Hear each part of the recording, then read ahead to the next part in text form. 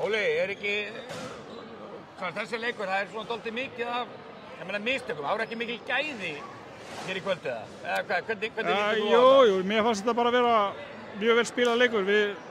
Þegar við hlöfum kerfin okkar á fullu og vorum með tempó, bæði varnarlega og sóknarlega, þá fannst mér við bara vera mjög flottir.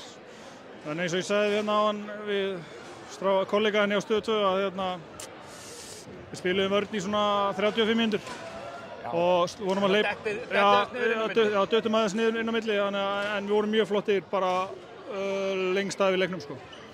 En hvað, og svo meina þið bara hittið ykkar skotum hérna í fjórða en þeir ekki. Er það ekki dálítið munurinn bara? Jú, þetta hefði alveg getað verið bæði, þeir hefði alveg getað hitt meira og allt þetta, þessi gamla góða tugga sko, en ég meina, við vorum bara komin með sjálfstraust út allan leikinn, þannig að ég vissi allan tíman við varum að fara að hitta sko. Kannski ég bara spyrjið enn og aftur, maður er alltaf að spyrja sömu spurningana. En út af hverju eru þið svona góðir núna í vetur, betri en undanfarna vetur? Bara varnarleikurinn, bara geggjaður varnarlega.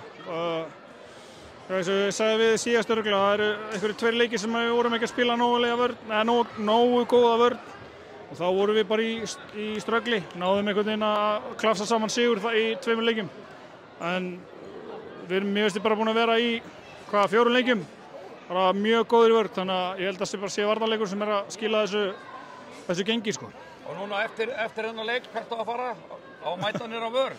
Ég veit ekki, ég fara bara í pottinn og ísbað og svo sé ég til. Til lukku með þetta. Takk.